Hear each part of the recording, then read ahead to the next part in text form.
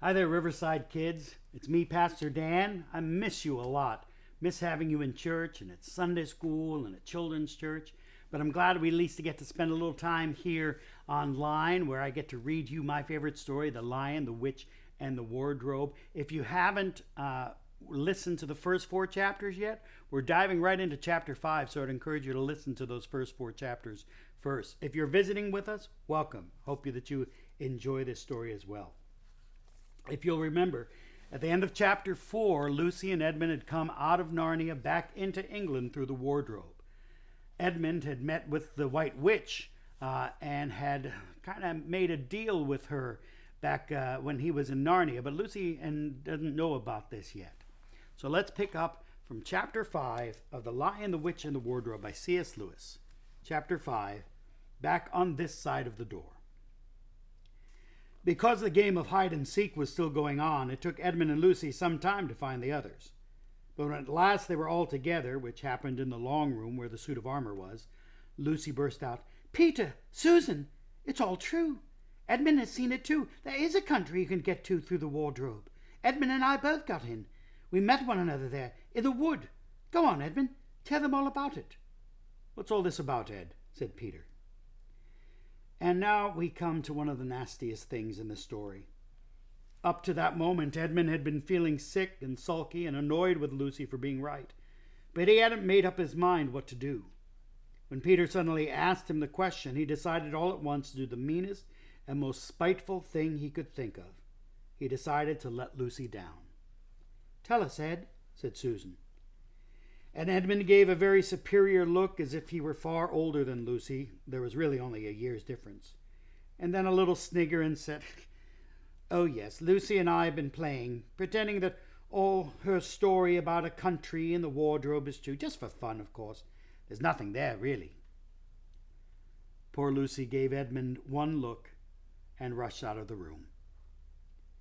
Edmund, who was becoming a nastier person every minute, thought that he had scored a great success and went on at once to say, "There she goes again. What's the matter with her? That's the worst of young kids. They always—" "Look here," said Peter, turning on him savagely. "Shut up. You've been perfectly beastly to Lou ever since she started this nonsense about the wardrobe, and now you go playing games with her about it and setting her off again. I believe you did it simply out of spite." "But it's all nonsense," said Edmund, very taken aback. "Of course it's all nonsense," said Peter. "That's just the point. Lou was perfectly all right when we left home, but since we've been down here she seems to be either going strange in the head or else turning into the most frightful liar. But whichever it is, what good do you think you'll do by jeering and nagging her one day and encouraging her the next?" I thought, said Edmund, but he couldn't think of anything to say. "You didn't think of anything at all," said Peter. "It's just spite. You've always liked being beastly to anyone smaller than yourself. You've seen that at school before now." "Do stop it," said Susan. "It won't make anything better having a row between you two. Let's go and find Lucy." It was not surprising that when they found Lucy a good deal later, everyone could see she had been crying. Nothing they could say to her made any difference. She stuck to her story and said, "I don't care what you think, and I don't care what you say. You can tell the professor, or you can write to Mother, or you can do anything you like. I know I've met a fawn in there, and I wish I'd stayed there, and you're all beasts. You're all beasts." It was an unpleasant evening. Lucy was miserable, and Edmund was beginning to feel that his plan wasn't working as well as he had expected. The two older ones were really beginning to think that Lucy was out of her mind. They stood in the passage talking about it in whispers long after she had gone to bed. The result was that the next morning they decided that they really would go and tell the whole thing to the professor. "He'll write to Father if he thinks there's really something wrong with Lou," said Peter. "It's getting beyond us." So they went and knocked at the study door, and the professor said, "Come in," and got up and found chairs for them and said he was quite at their disposal. Then he sat listening to them with the tips of his fingers pressed together and never interrupting till they had finished the whole story. After that he said nothing for quite a long time. Then he cleared his throat and said the last thing either of them expected. "How do you know," he asked, that your sister's story is not true. "Oh, but," began Susan, and then stopped. And Emma could see from the old man's face that he was perfectly serious. Then Susan pulled herself together and said, "But Edmund said they had only been pretending." "That is a point," said the professor, "which certainly deserves consideration. Very careful consideration. For instance, if you will excuse me for asking the question, does your experience lead you to regard your brother or your sister as the more reliable? I mean, which is the more truthful?" "That's just the funny thing about it, sir," said Peter. "Up till now I'd have said Lucy, every time." "And what do you think, my dear?" said the professor, turning to Susan.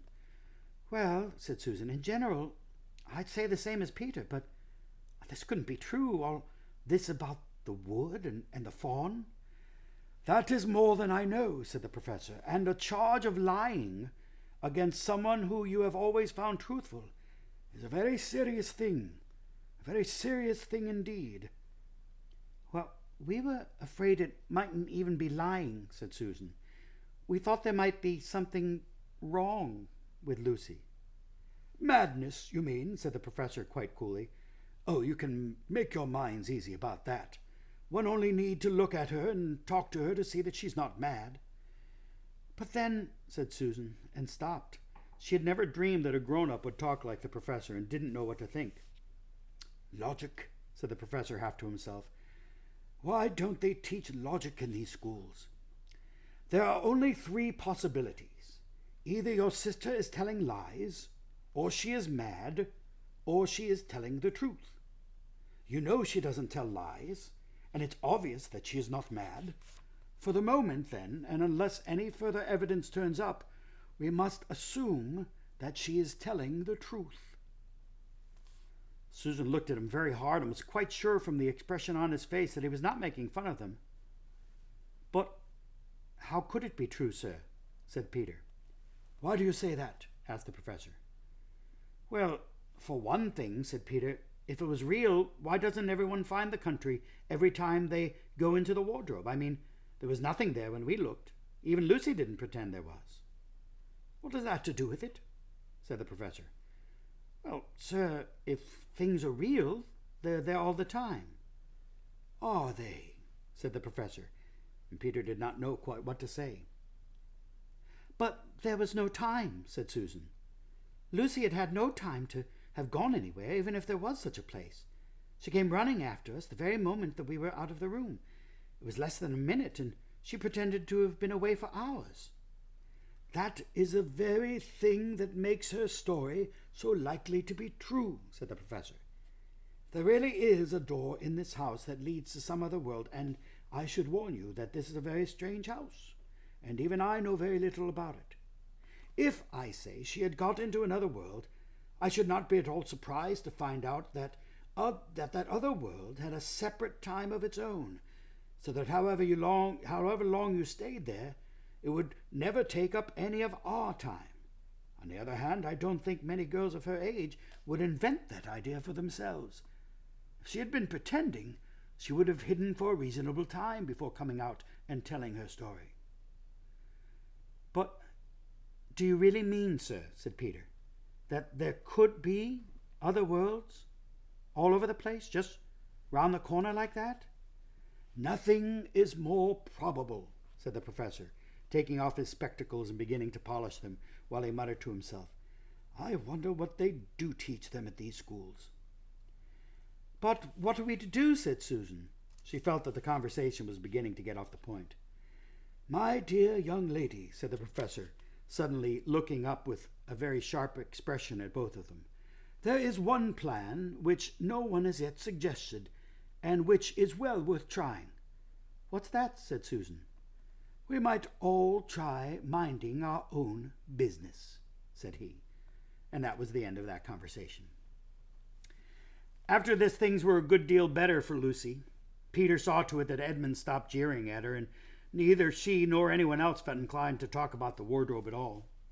It had become a rather alarming subject, and so for a time it looked as if all the adventures were coming to an end. But that was not to be. This house of the professor's, which even he knew little about, was so old and famous that people from all over England used to come and ask permission to see over it.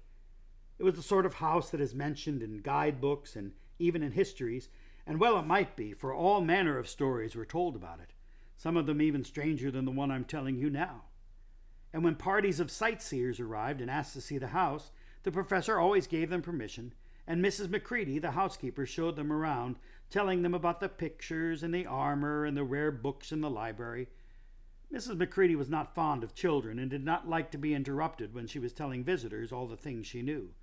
She had said to Susan and Peter almost on the first morning, along with a good many other instructions, "And please remember you're to keep out of the way whenever I'm taking a party over the house." Just as if any of us would want to waste half the morning trailing around with a crowd of strange grown-ups, said Edmund, and the other three thought the same. And that was how the adventures began for the second time. A few mornings later, Peter and Edmund were looking at the suit of armor and wondering if they could take it to bits, when the two girls rushed into the room and said, "Look out! Here comes the Macready, and a whole gang with her." "Sharp's the word," said Peter, and all four made off through the door at the far end of the room. But when they had gotten out into the green room and beyond it into the library, they suddenly heard voices ahead of them and realized that Mrs. Macready must be bringing her party of sightseers up the back stairs instead of up the front stairs as they expected. And after that, whether it was they had lost their heads or that Mrs. Macready was trying to catch them, or that some magic in the house had come to life and was chasing them into Narnia, they seemed to find themselves being followed everywhere until at last Susan said, "Oh, bother those trippers. Here, let's get into the wardrobe room till they've passed. No one will follow us in there." But the moment they were inside, they heard voices in the passage, and then someone fumbling at the door. And then they saw the handle turning. "Quick," said Peter, "there's nowhere else." And he flung open the wardrobe. All four of them bundled inside it and sat there panting in the dark. Peter held the door closed but did not shut it, for of course he remembered, as every sensible person does, that you should never, never shut yourself up in a wardrobe. And that's the end of chapter 5. Boy, what do you think about what Edmund did? That was very, very unkind to his sister, wasn't it? Well, glad that you could be here and read the story with us today. I hope we're back in church together real soon. There's some links in the description of this video below to tell you how to send a prayer request or find our church services there on YouTube. But I'm glad that we could be here together. Pastor Dan loves you. Jesus loves you. I want you to know I'm praying for you. Listen to your parents and do what is right. Read your Bible and pray. God bless you. We'll see you later.